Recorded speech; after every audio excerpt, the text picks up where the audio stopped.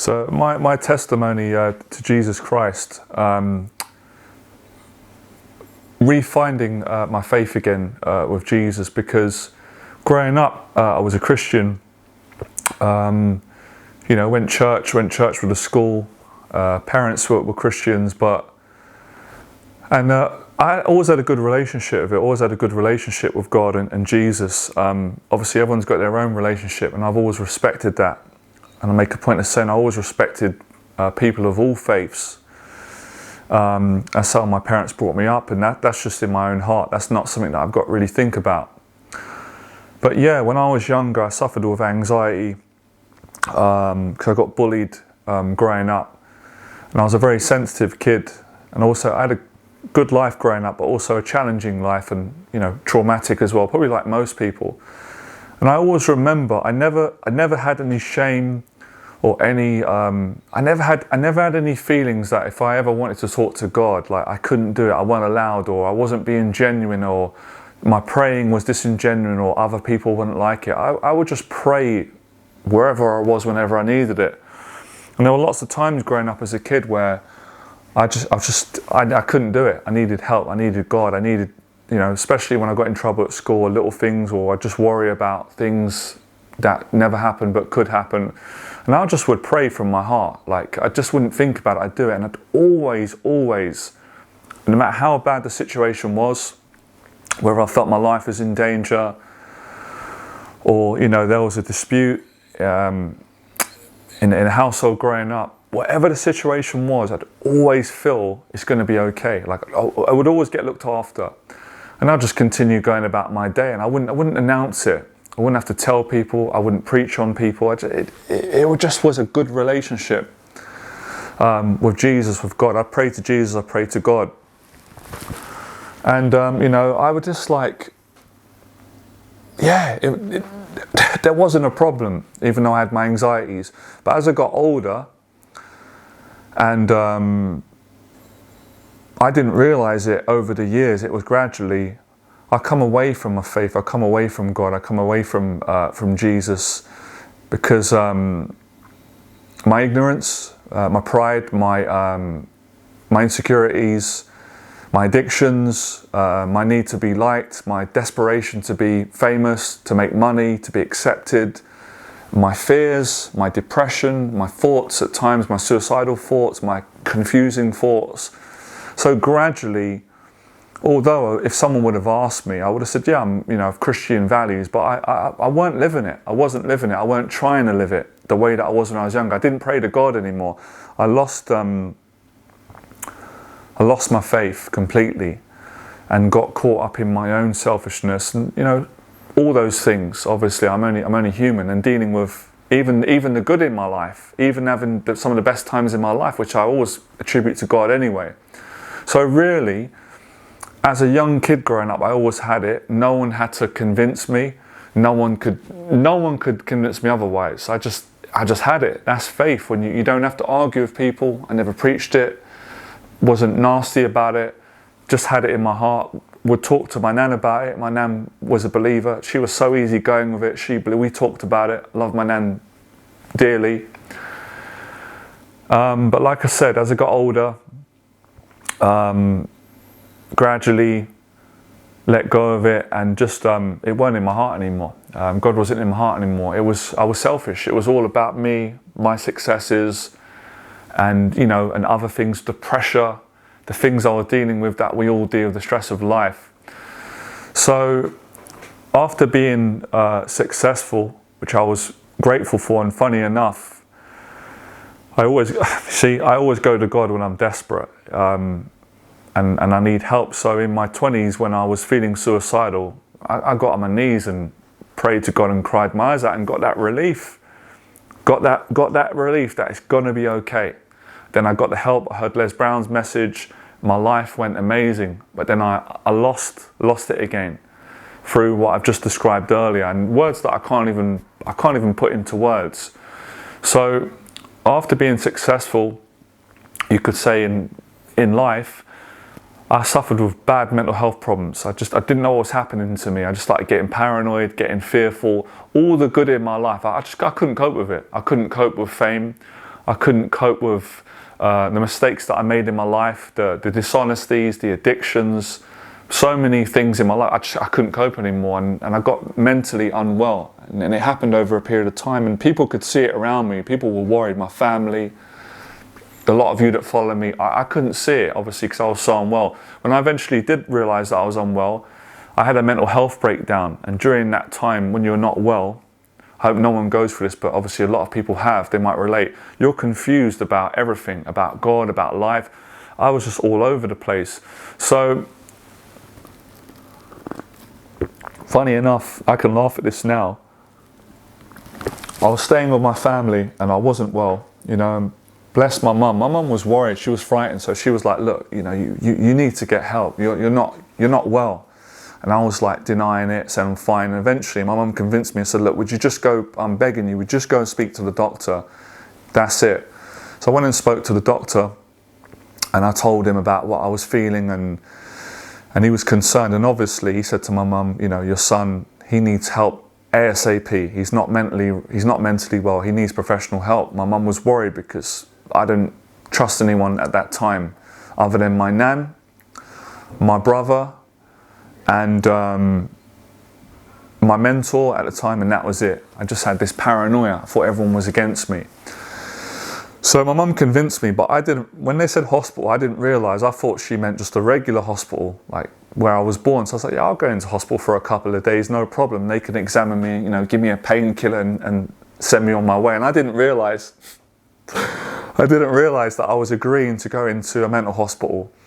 And I got this feeling when I met the lady, there was a guy with her, and he was like, don't worry, I'm just security. And I got this uncomfortable feeling. I could feel, my instincts told me, this is not feeling good. I got a bad feeling here. Obviously, you know, they had to protect themselves. So I wasn't going to harm anyone, but they didn't know that, and I was going to harm myself. So when I got escorted to the mental hospital, when I got in there, I've never been so frightened in all my life. I've been through a lot in my life. I thought I was tough. I thought I was a tough guy. And I realised that I'm not tough. I'm not as tough as I thought I was. I was petrified when I realised that I was under section. Even though the section was the lightest section, because I agreed to go in, but I couldn't leave without obviously the doctors approving. And obviously there were a lot of people in there that were very unwell, and I was unwell, but I was aware, and I was terrified. It was my childhood nightmare came true. Being in prison, being locked up, even worse, being in a mental hospital, and basically not being able to be let out. So my freedom was gone, and I tried to escape. When one of the ladies or the workers was going out the door where they had their cards, I pushed through the door and ran, bursted out, come to a dead end in the corridor, and all the security came, and I just broke down crying, and I said, please, I said, please don't bully me. I got bullied at school. I'm really scared. And they were lovely. They didn't put their hands on me or hurt me. They brought me back. And I went into a cell, and on the first day, the emotion that came up was my life's over. And I was crying. I was so frightened. I was pleading and begging to not be left. And I didn't know what to do. I was like, I didn't know why I'm here. Have I done something wrong? I didn't understand that obviously it was for my own good. And I was thinking, they're never going to let me out. They're going to section me. They're going to say that I'm crazy. And I'm never ever going to be able to enjoy my life again. I'll never have a relationship, family. Like the emotion that came up was a feeling of absolute abandonment, dread, hell came to me. And I just, I couldn't, I was in the cell, I was terrified, like anxiety to a degree, voices in my head. I didn't know what was going on. I just was frightened, scared. I was 34 years of age, and I was a scared kid. Even I was going, I can't recognize myself. I can't believe what a coward I am, how frightened I am, how humble I am. And no one told me. It wasn't logic, it wasn't, it was sheer terror. Something told me, go and get the Bible. And I'm going to be honest, I didn't want to read the Bible for many years. I was scared of it. I didn't want it. I just didn't want to read it. I didn't want to go near it. Something in me didn't want it. And I didn't hesitate. I came out of the cell, they let me out. There was a reception. And I was nervous, I was shaking with fear. I couldn't even look people in the eye. That's how ill I was and frightened. I just said, have you got a copy of the Bible, please? And the guy said, yeah, we've got a copy. And he handed it to me. And when I got that Bible, I was frightened, but it was like, I was relieved. And I literally thought, I don't really understand the Bible that well. I'm not going to lie about that. I'm certainly not going to lie to myself and God, but I knew what my faith once meant to me. But I got it. The first, it was the St. James's Bible, and I just thought, I'm not going to understand the Bible. I don't understand it, but I need to read fear. I need to be okay. And I just begged God. I said, please God, don't leave me here. Don't leave me in this place. I'm frightened, I'm lonely. Please don't leave me on my own, God. Please help me. Please don't leave me. I said those words from my heart, and I started reading the Bible on fear, like simplifies chapters, and I can't explain it.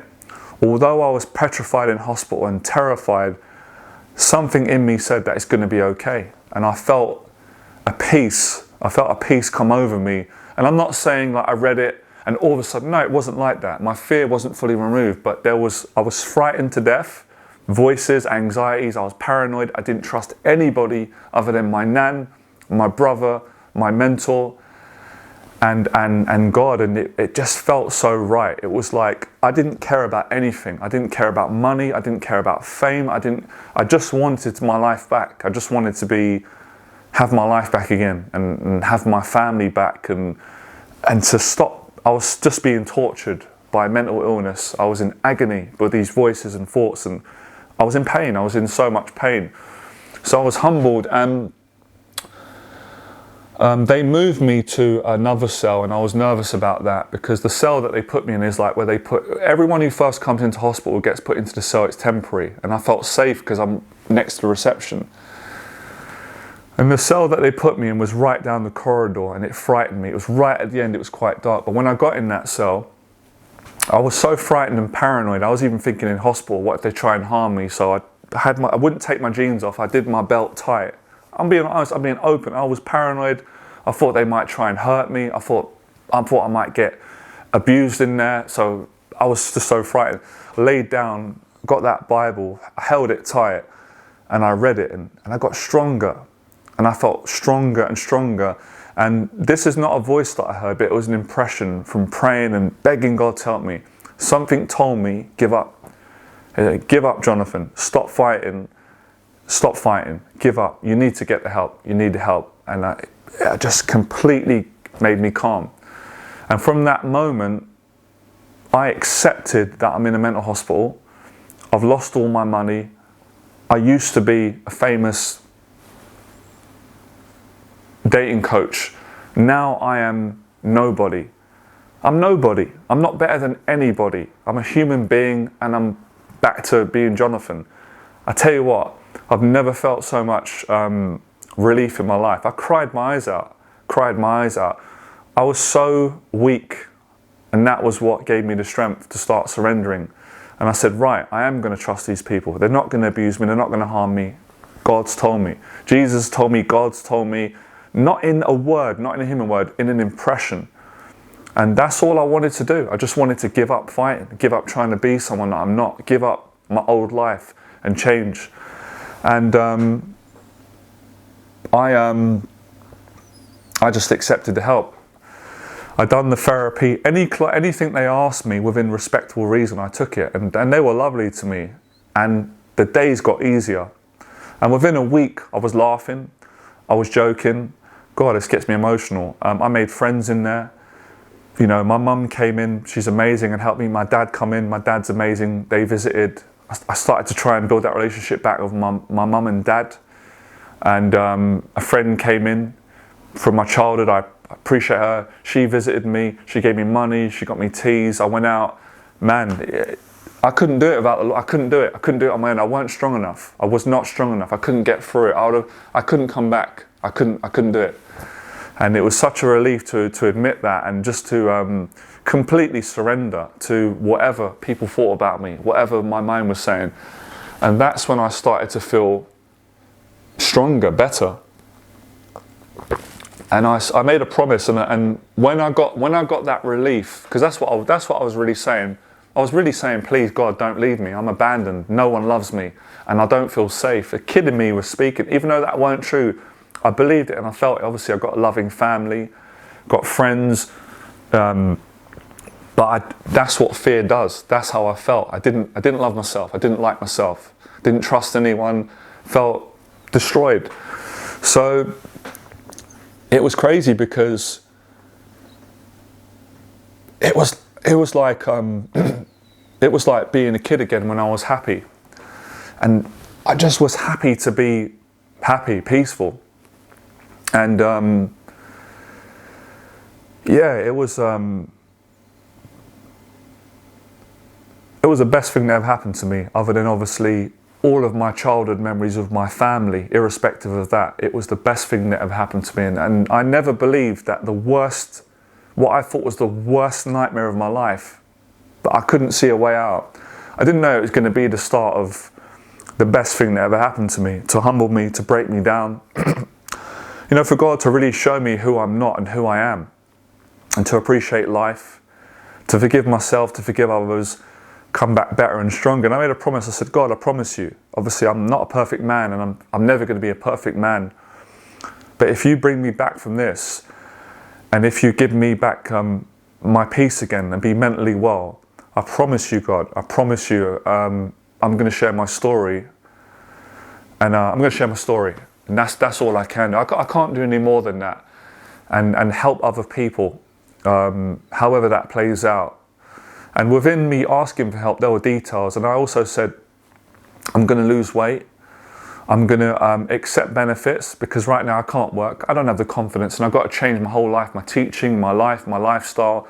And of course, you know, the experience I had with Christ again was so patient, was so non-judgmental. It wasn't like, oh, you got to get it right. It's like, I know you, I know that it's okay, and take your time. And it's taken me 6 years to have the confidence and the strength to share my testimony back to Jesus Christ. Because for some people, which is beautiful, they might find Jesus at a later time. I had it as a kid. I lost it because of my own ignorance and falling out, you know, falling off.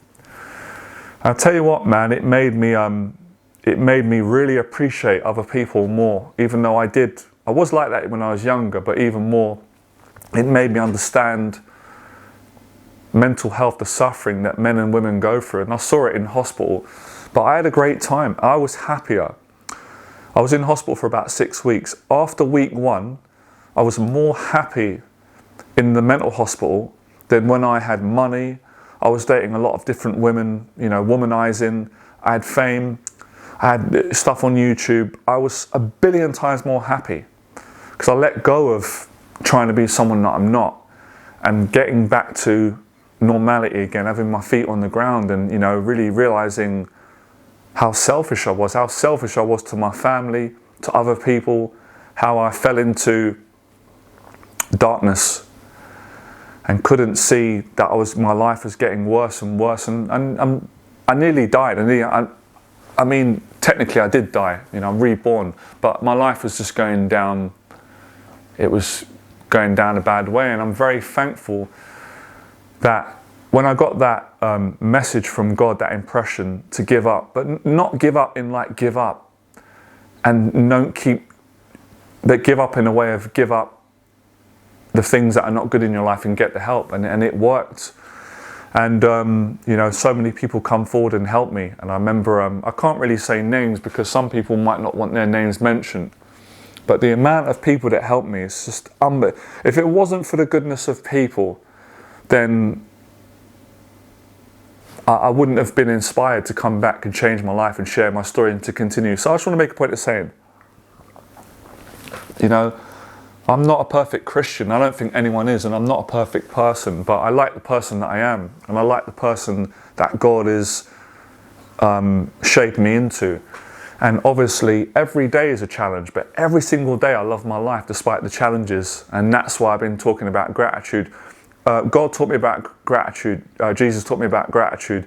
Having that mental health breakdown and losing everything, which was really, I didn't lose everything, and going through it really taught me about gratitude, because before that, gratitude was just a word for me. It was a throwaway word, like be positive, be yourself.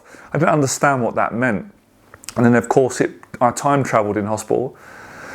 During the 6 weeks time, I had to look at every single thing that I'd done that I was ashamed of in my life. I had to own it. I had to be accountable. I had to suffer the pain of it.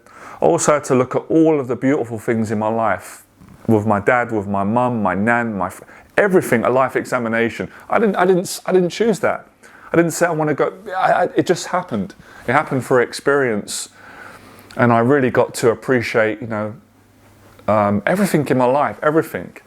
And I thought, right, I'm going to change all the things that I don't like about myself through a process, and that's what I've continued to do. And I can honestly say from my heart, my relationship with my family, with friends, with fellow human beings has been a billion times better since the experience of God and the mental health breakdown and the full recovery than it's ever been before. Not to say that I didn't have good times, because of course I did, but the level of just changed, and I'm still changing. So I want to make a point of saying it's not over. I think some people think when you give a testimony to Christ or God, or you've changed like that. No, I'm still learning, I'm still growing, I'm still living my life. I still have anxiety, I still have the same fears and anxieties that everyone does, but I've got something different, and that is I've got a strength in my faith, and that is priceless. I've said before, if it meant having all the money in the world and all these things, but not my faith, not gratitude, I don't want those things. I want God to take those things away from me. I'd rather be on benefits. I'd rather be in a 9 to 5. I'd rather have nothing but have my faith and have my, the love for my family and the basics of life, which is the most important. And then I can enjoy the other things. So yeah, traveling. I couldn't have traveled if I didn't go through this experience. I didn't have the courage, I didn't have the character. Forgiving. This has been an ongoing testimony. So my testimony, it doesn't end when this video ends. It continues. And I know in my heart, I've got nothing to do with it. It's not about me. I know that this will help a lot of people, men and women that are suffering, of all faiths. They don't have to be Christians. People, human beings that are suffering. There's hope. God brought me back. I didn't think I could do it. I'm off medication. I'm paying my taxes. I'm paying my council tax. I'm working. I'm doing a newfound purpose, helping people that have got anxiety to live a better life and live their dreams. And it's just, I can't really put it into words, but that's the experience. That's what happened. And I just. I don't know what to say. I didn't know that these things were going to happen, and I thought my life was over. I didn't realise that my life had just begun. But if I could describe what that felt like, it felt like I died. It felt like I died and come back to myself, and really could be everything. I remember saying it to a friend. We've had this conversation, and my mum, my dad. I've said this. I'd never get bored of it.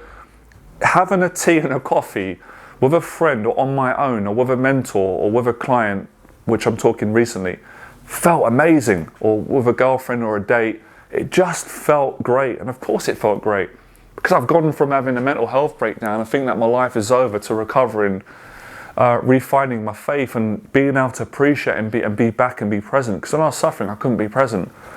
Can't be present when you don't trust anyone and you're in absolute turmoil.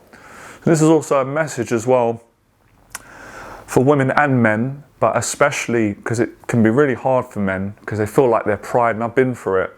But I'm going to end on this, and this is what I learned from faith. This is not my own learning. Whenever I tried to be strong in life, I just ended up being weak, making a fool of myself, and it never worked out in the end. Whenever I've been weak and vulnerable and correct in the right way, that's when I've been strong. And that quote from St. Paul literally has been a saving grace. And I reread it, and it's in my heart. When I'm at my most meekest, I'm at my most strongest. When I'm at my most vulnerable. And I remember in hospital, the lessons where I was always thinking, what can I tell other people that are going through mental health? What has helped me? Vulnerability. It doesn't matter what you're going through, what people think. You've got to look after yourself. Vulnerability. Vulnerability is how you get better. I need help. Say the words. I'm struggling. I don't trust anyone. I'm paranoid. I'm afraid. I'm angry. There's so many good people out there. People care. And I care. If I didn't care, I wouldn't share my heart. I wouldn't put my own vulnerability. It's unbelievable what can happen if you've got the courage to get the help, and then you get well again. And so yeah, I could go on and on, but that's my testimony. That's what happened in hospital. That was the experience. That's the best I can explain it in human language. And it's a continuation. So I appreciate you listening. I appreciate everybody that shares their testimony, or anyone that's trying to help other people. So I appreciate you listening, and I'll speak to you soon.